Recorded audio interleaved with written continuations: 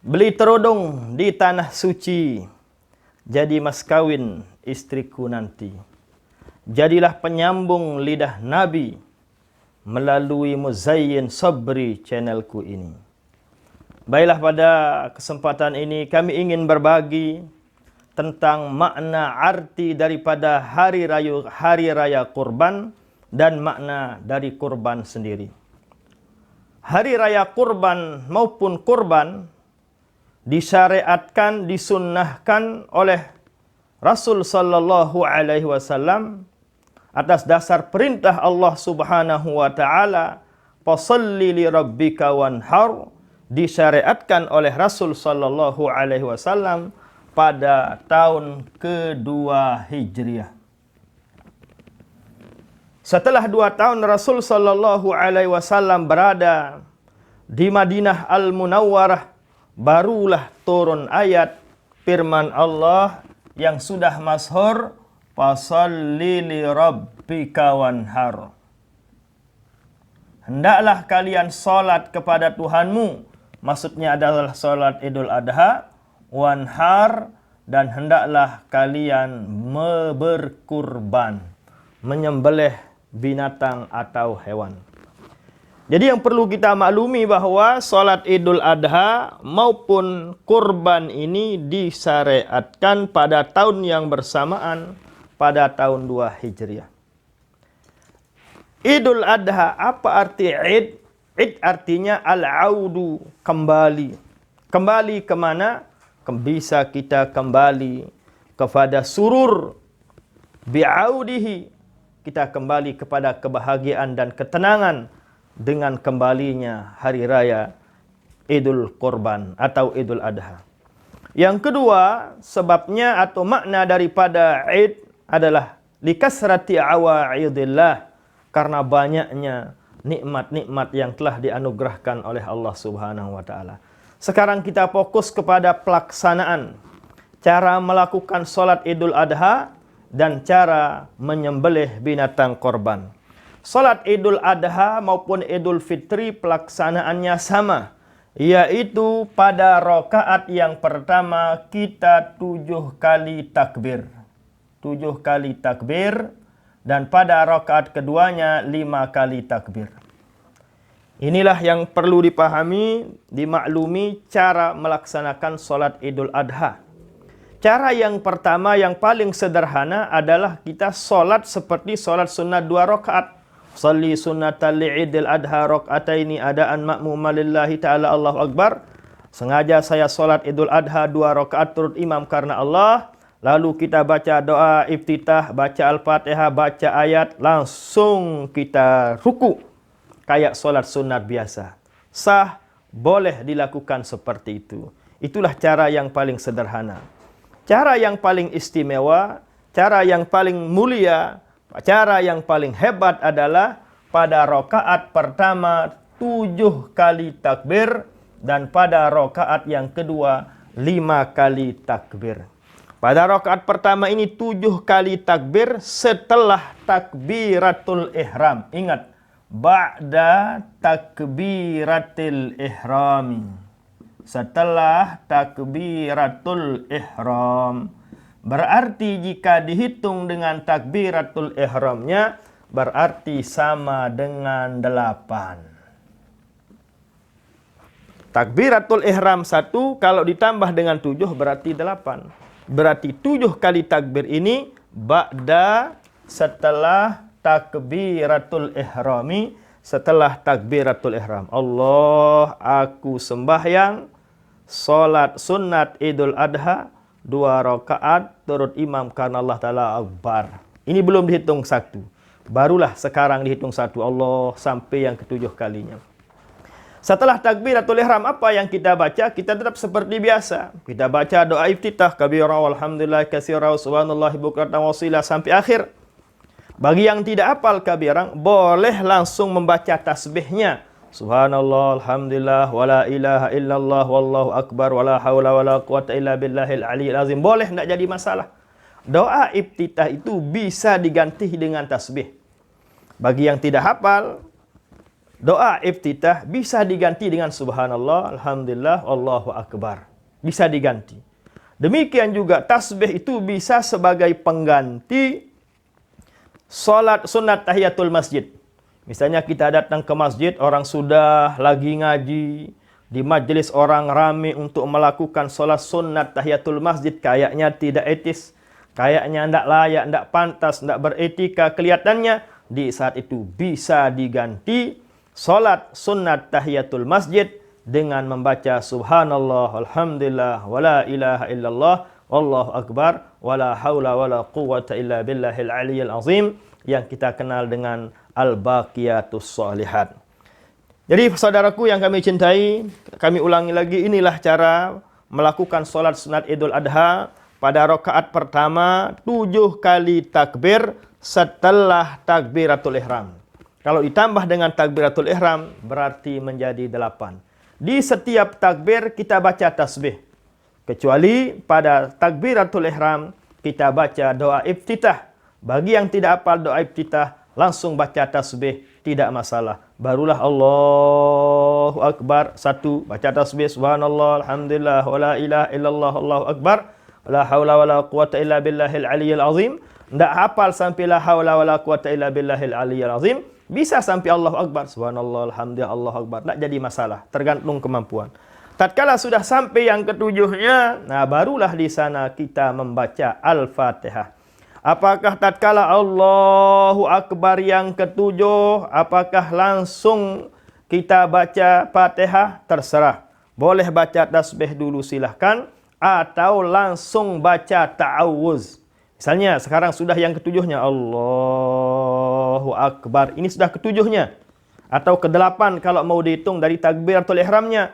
Boleh langsung baca, A'udzubillahi minasyaitonirrajim. Bismillahirrahmanirrahim. Baca surat Al-Fatihah. Setelah baca surat Al-Fatihah, barulah baca Al-A'la, Sabbihisma rabbikal a'la pada rakaat pertama, atau Qul ya ayyuhal kafirun, tergantung keadaan. Nanti di rakaat kedua, kalau baca Al-Kafirun pada rakaat pertama, berarti di rakaat kedua nanti baca suratul Ikhlas. Kalau di rakaat pertama baca Sabbihisma rabbikal a'la atau suratul A'la, maka di rakaat keduanya baca Al-Ghasiyah, hal ataka hadisul hal Al-Ghasiyah, surat Al-Ghasiyah. Inilah caranya.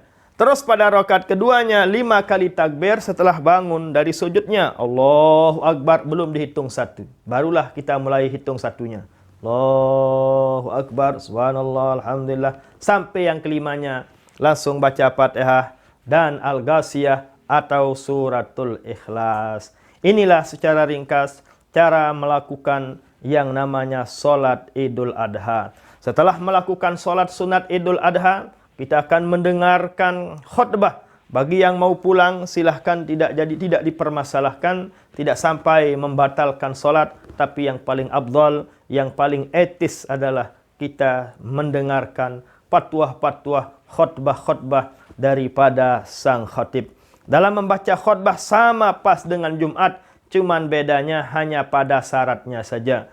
Pada khutbah hari raya Idul Fitri maupun Idul Adha, boleh dalam keadaan tidak berwudu.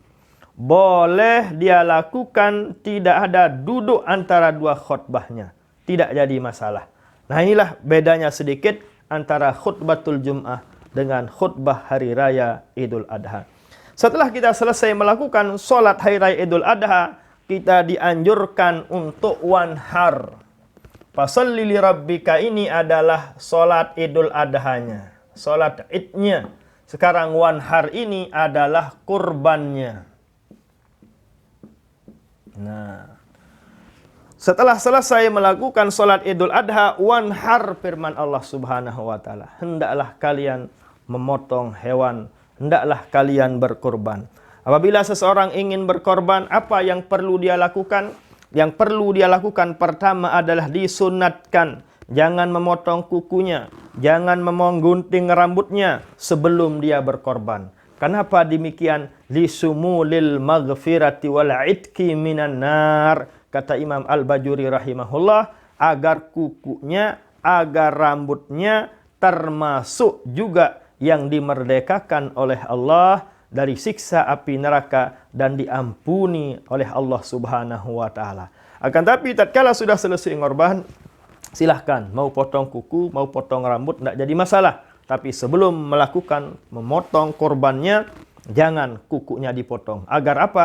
Agar kuku ini termasuk anggota yang diampuni dan dimerdekakan oleh Allah Subhanahu wa taala dari siksa api neraka. Sebagaimana yang sudah kita ketahui bahwa kurban itu adalah maghfiratun likulli zambin, sebagai penebus dosa-dosa yang pernah dilakukan oleh semua anggota kita ini. Mungkin rambut kita pernah melakukan kesalahan, tebuslah ia dengan kurban. Kuku ini mungkin pernah melakukan maksiat, tebuslah dia dengan korban. Itulah hikmahnya kita tidak disunatkan, dianjurkan untuk memotong kuku maupun rambut sebelum melakukan yang namanya kurban. Nah, setelah itu, tatkala orang itu mengurban, apa yang perlu dia perhatikan? Yang pertama tadi adalah kuku dan rambutnya. Yang perlu dia perhatikan adalah kurbannya sendiri. Binatang yang akan dia kurban. Syarat-syaratnya binatang, baik sapi maupun kambing yang dia akan korban. Syaratnya pertama, jangan binatang, jangan sembelihannya itu aurat. Apa arti aurat? Jangan juling. Jangan sakit matanya. Namanya aurat namanya. Aurat ya juling, mungkin matanya putih semua, tidak sah itu. Yang kedua, jangan binatang yang akan disembelih ini adalah arja. Arja artinya jangan pincang. Jangan pincang. Aurat jangan juling, arja jangan pincang. Kalau pincang tidak sah binatang korban yang akan disembelih. Yang ketiga, yang perlu diperhatikan, korbannya itu jangan ajfa. Apa arti ajfa? Ajfa artinya adalah jangan terlalu kurus kering. Jangan langsing body dia binatangnya. Ya, jangan kurus, jangan tulangnya aja. Kalau terlalu kurus, tidak sah. Yang keempat, yang perlu diperhatikan adalah jangan binatang yang akan disembelih itu maqtu'uz zanab. Pati maqtu'uz zanab, jangan terpotong ekornya. Kalau ekornya terpotong tidak sah. Yang kelima adalah jangan maqtu'ul qarni. Maqtu'ul qarni, jangan terpotong qarni artinya tanduknya. Kalau tanduknya terpotong, tatkala dia beli ada, tapi mungkin dia tabrak apa, batu, tembok, atau empunya, akhirnya dia terpatah, maka tidak sah dijadikan korban. Bagaimana kalau korban itu sejak dilahirkan, memang dia tidak punya tanduk, tidak jadi masalah, itu sah. Kalau ada binatang, semenjak lahirnya, tidak dia punya tanduk, itu sah.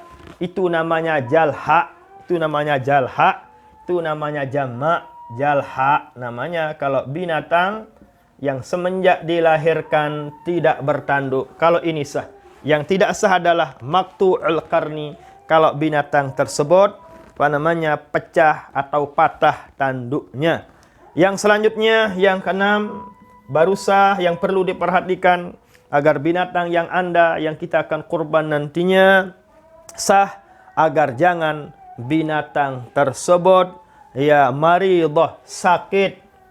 Kalau sakit, misalnya sakit kudis, sakit koreng, sakit kulitnya, berarti binatang tersebut tidak sah untuk dijadikan sebagai korban.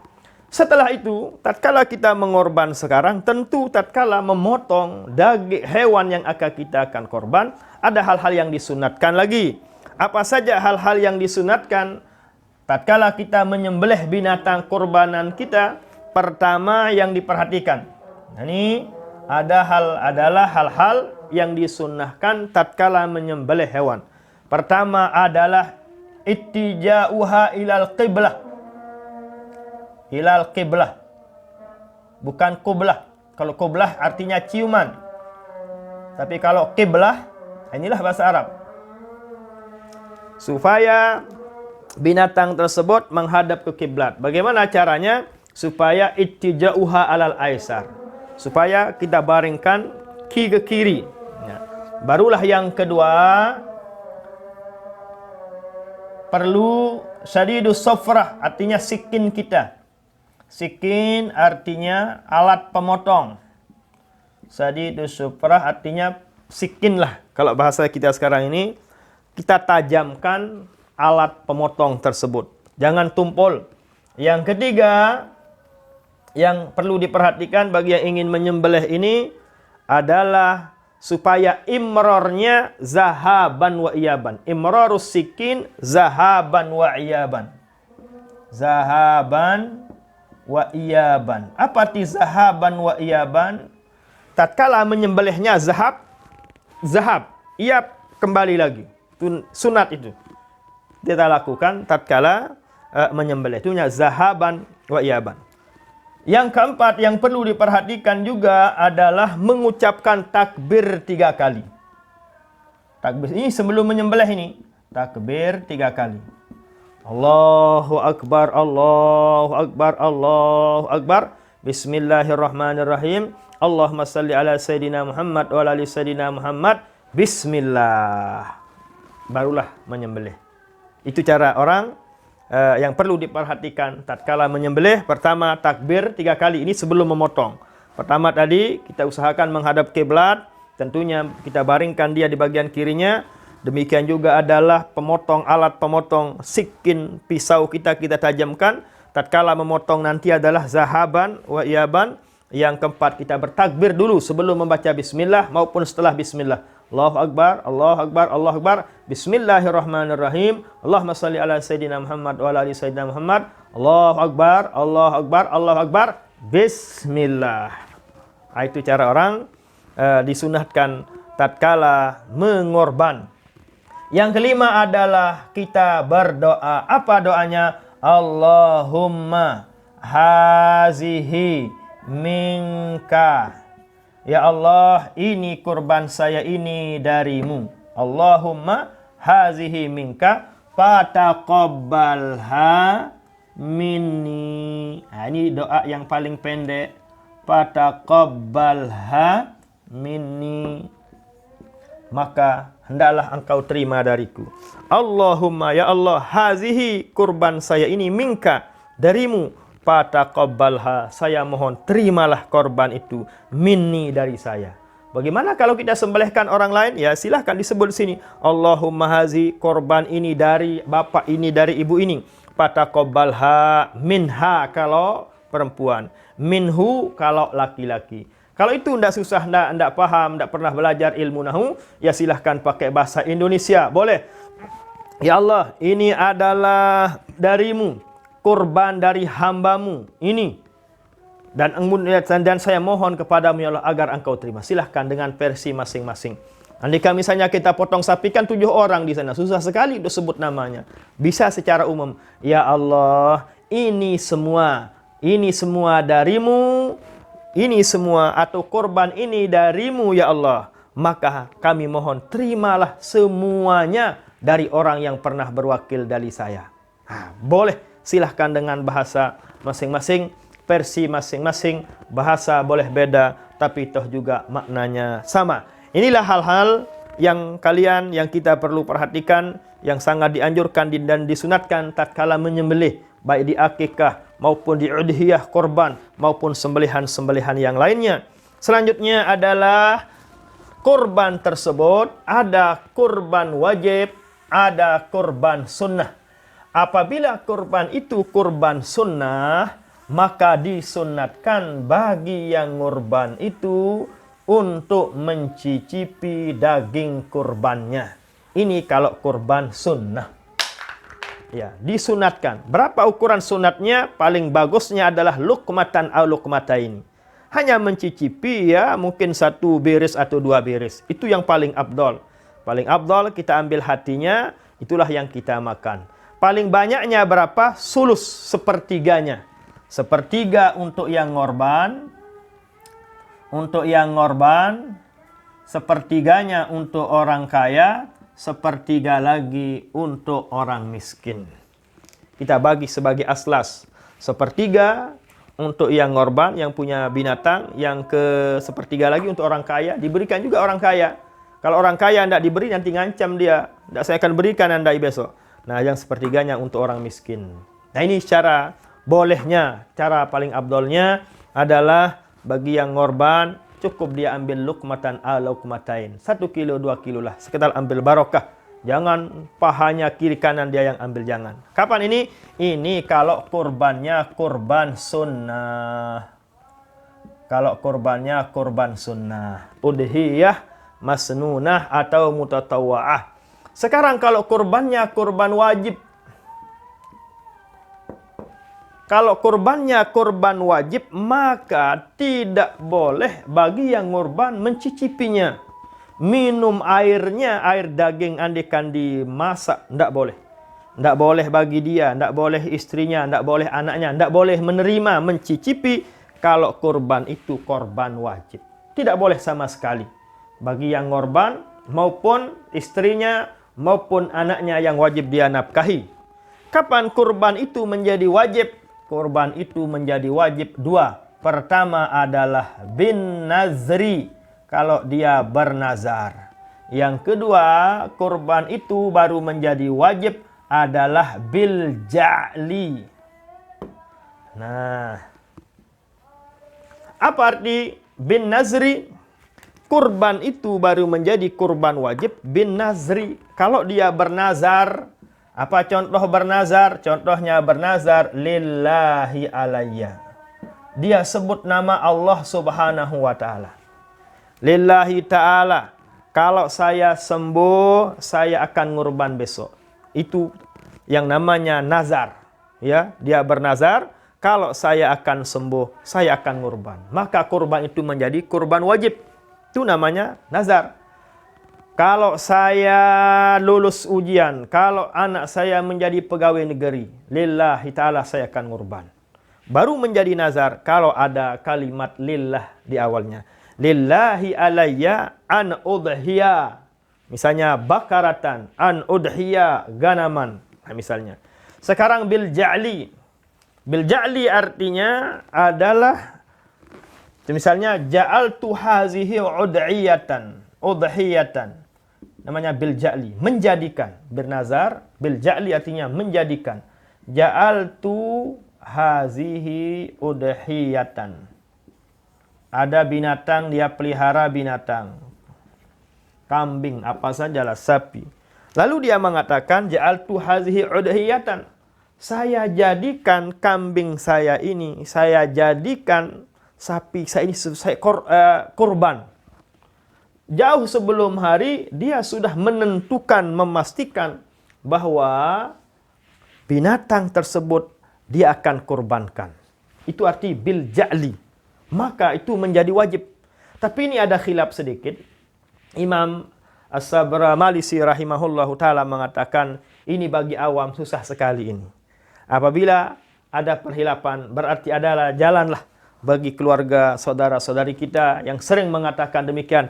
Ini binatang, ini bembek saya, ini sapi saya, ini kambing saya jadikan korban. Ucapan seperti itu menjadi wajib korban itu sebenarnya. Itu menurut pendapat yang muktamad, pendapat yang kuat. Tapi ada celah bagi orang awam, bagi orang yang tidak paham, tidak pernah ngaji, tidak pernah belajar fikih, itu dimaafkan, alias boleh dia cicipi. Caranya bagaimana supaya korban tidak menjadi wajib? Caranya misalnya punya kambing, punya sapi, atau mau membeli, atau mau serahkan uang ke panitia. Cukup dia mengucapkan, mengatakan ini uang, saya mau ngorban, saya mau nyembelih nanti di hari raya. Atau punya sapi, sapi ini saya akan sembelih nanti di Idul Adha. Kambing ini saya sembelih nanti di hari raya Idul Adha. Akan tetapi kalau dia mengatakan kambing ini saya jadikan korban saya, itu wajib jadinya. Sapi ini saya jadikan kurban saya bersama keluarga, itu wajib jadinya. Jadi lapasnya perlu diperhatikan lapasnya. Baru tidak menjadi wajib jika mengatakan kambing saya ini saya akan sembelih nanti di hari raya kurban. Itu beda. Kalau dia mengatakan ini saya jadikan korban, menjadi wajib. Tapi kalau dia mengatakan saya sembelih nanti di nanti saya sembelih di hari raya kurban tidak menjadi wajib. Itu tapi akan tetapi seperti yang saya katakan tadi, Ali Sabra Malisi rahimahullahu taala, itu dimaafkan bagi orang awam, bagi yang tidak tahu. Nah, inilah sebabnya kurban itu menjadi wajib bin nazri atau bil ja'li. Inilah mungkin yang bisa kami berbagi pada kesempatan ini. Mudah-mudahan ada manfaatnya, mudah-mudahan ada barokahnya. Mohon doanya, mohon dukungannya. Selalu kita bersama berdoa kepada Allah. Mudah-mudahan kita diberikan rezeki oleh Allah untuk melakukan yang namanya kurban setiap tahun. Amin ya rabbal alamin.